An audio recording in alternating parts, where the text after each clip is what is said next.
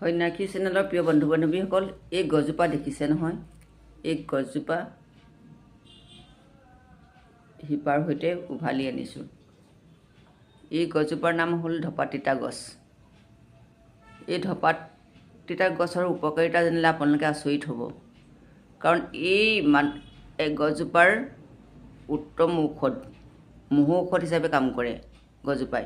ইয়াৰ শিপা আৰু কুঁহি আগবিলাক এই ল'ৰা ছোৱালী চাহনি বা বেমাৰ হ'লে বা আপোনাৰ এজমেটিকৰ টাপুল থাকিলে এইজোপা ব্যৱহাৰ কৰা হয়।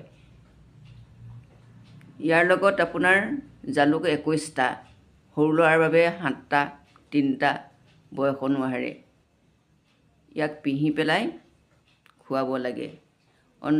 3 পালি খুৱাওক, চাহনি বেমাৰ বাঁহ সৈতে ওলাই গুচি আহে, এজমেটিক টাপুল ভাল হয়। ই প্ৰমাণিত দৰৱ। এইজোপা দেখিছে নহয়? ধপাতিতা গছ, এই ফুলেৰে সৈতে লৈ আহিছোঁ আপোনালোকক দেখাবৰ কাৰণে। এইজোপা